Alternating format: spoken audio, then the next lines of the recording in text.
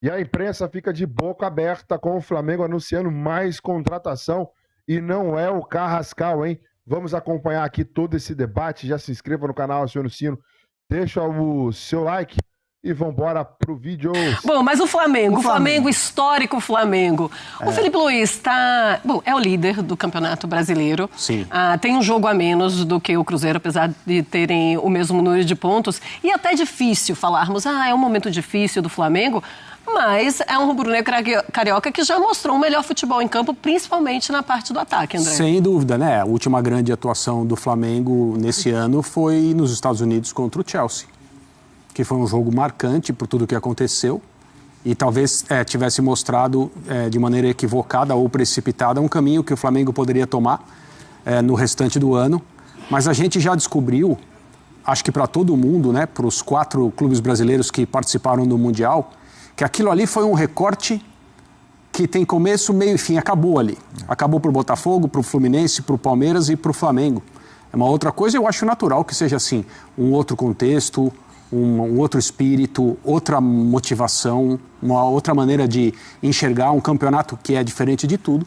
Agora na volta, agora não, né? Na reentrada ao futebol brasileiro, esses 4 clubes, eles já perceberam, e seus torcedores também, que aquilo ali é outra coisa, né?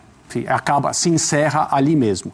E o Flamengo, acompanhando o jogo de ontem, eu estava no ar quando o Flamengo jogava, mas depois pude acompanhar, evidentemente, para poder falar a respeito durante a semana.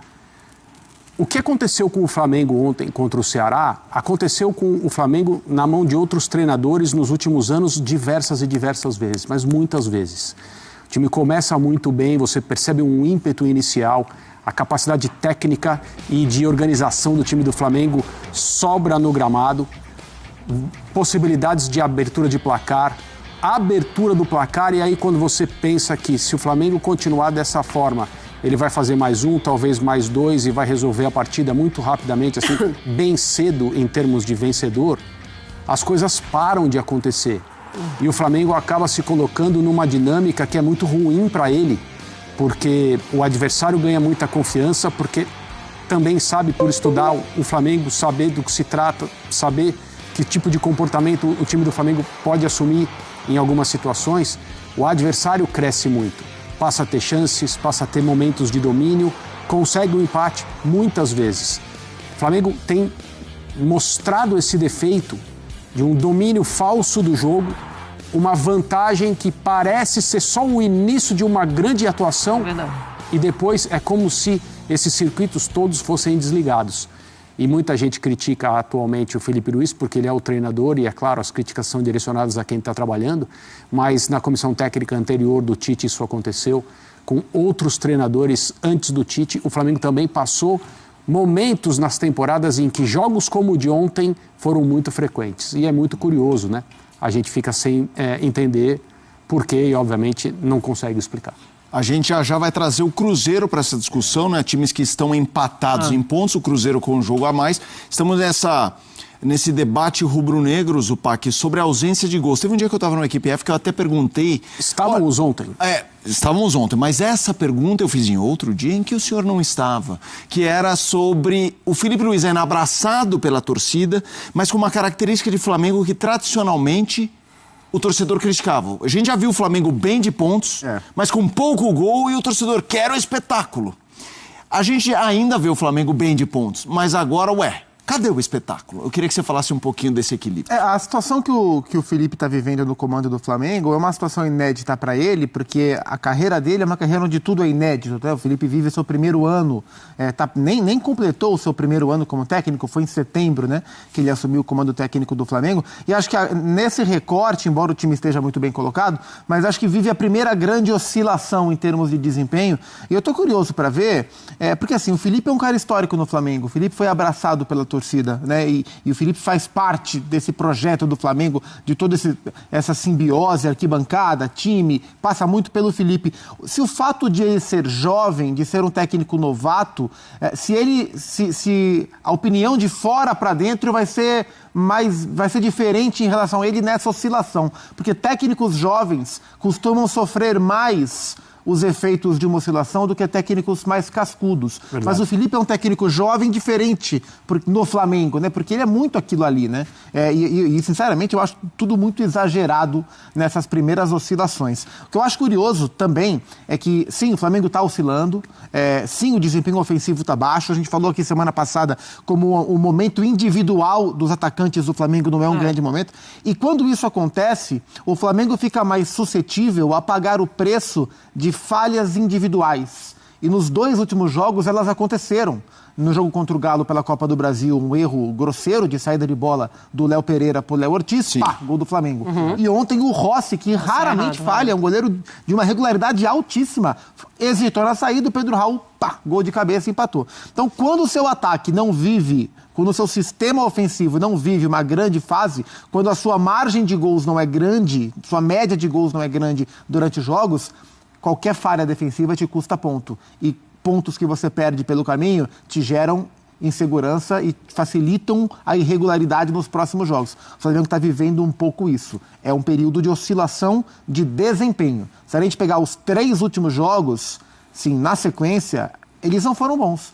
A vitória sobre o Galo 1-0 foi um jogo ok, a derrota para o Galo por 1-0 foi um jogo ok, e ontem foi um bom primeiro tempo para um mau segundo tempo.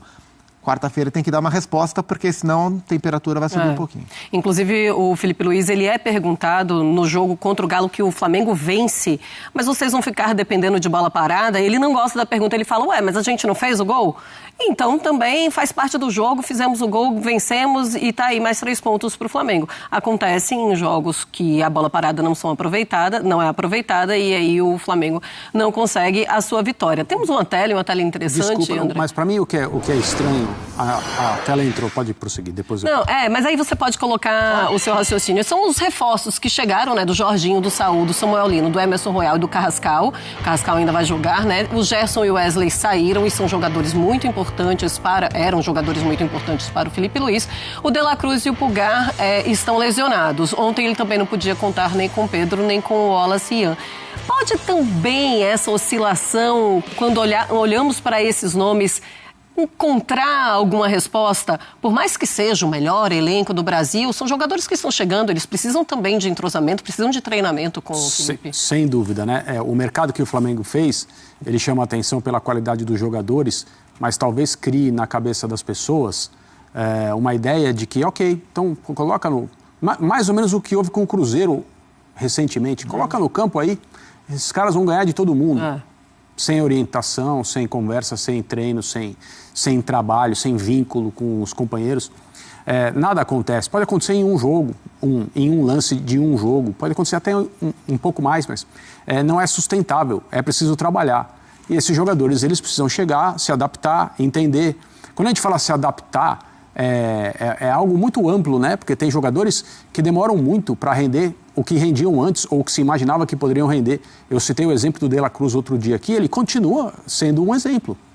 O De La Cruz ainda não se adaptou. Significa que ele odeia o Rio de Janeiro, que ele não gosta da comida, que o ambiente dele no clube é ruim, que ele está com saudade da família? Não significa nada disso. Significa que ele ainda não é capaz, por diferentes circunstâncias e motivos, de render de maneira sustentável aquilo que a gente imaginava e que o Flamengo imaginava que ele renderia ao contratá-lo. E os jogadores que estão chegando agora, que acabaram de chegar, eles têm que passar pelo mesmo processo. Para alguns é muito mais rápido, para outros parece que é uma coisa automática, para outros demora. E tem aqueles para os quais simplesmente não acontece. Tem jogadores que foram contratados por diversos clubes por aí, que chegaram com uma perspectiva muito boa e as coisas simplesmente em campo não se materializaram. O que eu ia falar antes da tela é que tem um detalhe que é curioso. Quando o Flamengo inicia o jogo, e assim, voltando a falar no jogo de ontem como um espelho de outros jogos, muitos outros, de Libertadores, de Campeonato Brasileiro, de Copa do Brasil, o Flamengo inicia o jogo e faz o gol que o Flamengo faz é um gol de quem está mandando no jogo e está fazendo o que quer fazer. Então, 2 tabelinhas pelo lado direito, bola começando, jogada começando com um excelente passe de um zagueiro, Flamengo instalado no campo de ataque. Esse é o jogo do Flamengo, esse é o futebol do Flamengo. Superioridade técnica, envolvimento, entrosamento entre os jogadores, aproveitamento de chances, tudo junto na mesma jogada. Gol do De Arrascaeta, você fala, nossa, agora pronto. Lá vem goleado. Com um gol na frente, agora o Flamengo vai ficar cômodo no jogo e pronto, acabou isso aí. Do ponto de vista do vencedor, acabou. Mas não, o adversário sabe. O Flamengo, há muito tempo, por trechos da temporada, é um time que parece... Ó, se o Flamengo não fizer pelo menos 2 gols, você não pode ficar tranquilo em relação ao resultado. E não é para ser assim, né? Mesmo porque a gente está falando ainda, né, de uma das melhores defesas do campeonato. Ainda é, né? Há um problema defensivo, eu não sei se é um problema defensivo, não sei se pode colocar essa etiqueta. Talvez seja uma coisa, uma característica que os times do Flamengo apresentam há muito tempo. E foram falhas individuais nos últimos jogos, também. Né? Não falhas mas ao mesmo tempo não dá para a gente colocar os empates e a derrota como a culpa toda no Rossi, ou a culpa toda no... Os gols sofridos. Sofreu o gol, mas assim, os times, eles criaram muito em cima do Flamengo para chegar nessa falha, né? E o time teria vencido os jogos se tivesse criado mais, né? O time baixou o seu volume de criação e falhou defensivamente. A tela que a gente mostrou, eu acho ela é importante para mostrar o quão potente foi a janela do Flamengo, e é claro que esse combo, reforços pesados chegando, time oscilando em performance, técnico jovem, é uma combinação perigosa para decisões equivocadas a serem tomadas. Mas a gente não pode tirar de perspectiva quem o Flamengo perdeu. Assim, o Flamengo perdeu um lateral direito muito bom. Chegou o Royal, saiu o Wesley. Chegou o Saul, saiu o Gerson. Era melhor não ter vindo nenhum dos dois e ter mantido os dois. O Flamengo não pôde manter os dois, fez boas reposições. Mas o Flamengo perdeu um lateral direito que tem potencial para ser titular da seleção brasileira, e o Flamengo perdeu o seu melhor jogador. O melhor do Flamengo não é o Arrascaeta, o melhor do Flamengo não é o Pedro, o melhor do Flamengo é o Gerson. Que é de seleção brasileira. E que juntos formavam um lado direito muito forte. A combinação Gerson e Wesley era uma combinação muito forte. Então isso também tem que ser colocado na régua. E não é passar pano. O Flamengo está oscilando em desempenho. E o Flamengo tem margem para melhorar e precisa melhorar. E quarta-feira a Copa do Brasil pode custar, pode ir para essa conta aí. Mas a gente não pode tirar todas as variáveis da equação. A gente tem que enxergar o plano de uma maneira mais ampla. E a saída de Gerson e de Wesley, especialmente do Gerson, traz um impacto para o time do Flamengo. O Gerson era o melhor jogador do elenco do Flamengo. E quem está aproveitando para acompanhar o ponteiro Flamengo é o Cruzeiro, que faz um ótimo início. Muito bem, tá então Nação Imprensa repercutindo as informações do Flamengo, analisando aí o jogo do Flamengo. E saiu aqui, ó, Mengão do meu coração, um portal. Nino no Flamengo em Caixarinha. Vamos ver aqui os valores e as informações. O Flamengo está no mercado aí de transferência, monitora a situação de Nino. Flamengo, um dos principais clubes mais vitoriosos aí do futebol brasileiro, tem mostrado ser cauteloso em sua abordagem no mercado de transferência nessa janela, apesar de um interesse inicial em reforçar a defesa com a contratação de um zagueiro. A prioridade da diretoria tem sido buscar por melhorias em outras posições do elenco. Porém, o nome que tem ganhado força é o Nino, atualmente aí no Zenit da Rússia. A trajetória do Nino, ele fez história aí no Fluminense, onde se destacou como um dos pilares da equipe, fundamental na Libertadores 2023, conquistado pelo Fluminense, além de ter contribuído pelo bicampeonato carioca e a Recopa Sul-Americana. Sua passagem consolidou uma imagem como um dos melhores defensores aí do futebol brasileiro, levando também para a seleção brasileira. Após um desempenho notável, o Nino foi vendido ao Zenit no final da temporada passada. Desde então, ele tem se destacado aí no futebol europeu, contudo, situação é complexa. O Fluminense também já sinalizou que teria interesse em repatriar o jogador, apresentando uma proposta de 50 milhões de reais que foi recusada. Embora o Fluminense esteja disposto a investir, o Zenit não demonstra interesse em liberar o jogador, que quer voltar ao Brasil. Aí a informação é a seguinte: o Flamengo desembolsou aí em 2024 7 milhões de euros, menos de 45 milhões de reais, de menos de 50 milhões de reais, pelo Léo Ortiz, junto ao RB Bragantino, né, Red Bull Bragantino. O Flamengo conta hoje com Léo Ortiz, Léo Pereira e Danilo, como zagueiros experientes. Alexandre pode jogar ali, é bem verdade. Porém, o Danilo tem muitas lesões, Alexandre tem muitas lesões. Ou seja, Léo Ortiz e Léo Pereira, os Léos, estão jogando todas as partidas, porque o Felipe Luiz não confia ainda ou não quer queimar os dois ou três jogadores da base, zagueiros, né? E aí o Flamengo vira sua atenção para zagueiros, só que não tem tanta grana assim. 7 milhões de euros, 8 milhões no caso, que o Zenit avalia do Fluminense pelo Nino, o Flamengo não vai pagar essa grana toda no Nino. Essa é a minha visão assim de fora. Acho muita grana para um zagueiro que tá na Rússia. Coloca aí a sua opinião nos comentários. O que você acha do Nino no Flamengo? Não tem nada oficial. O Flamengo só monitora, só sondou a situação do jogador. Mas não tem muita. Não tem avanço por contratação de Nino, pelo menos até agora. O fato é que o Flamengo olha, já resolvendo a questão do ataque, tá negociando, finalizando a negociação com o Lucas Beltrán, vai olhar para trazer algum zagueiro e também um goleiro. Essa é a informação. Coloca aí a sua opinião nos comentários, se inscreva no sininho, deixa o like, até o próximo vídeo.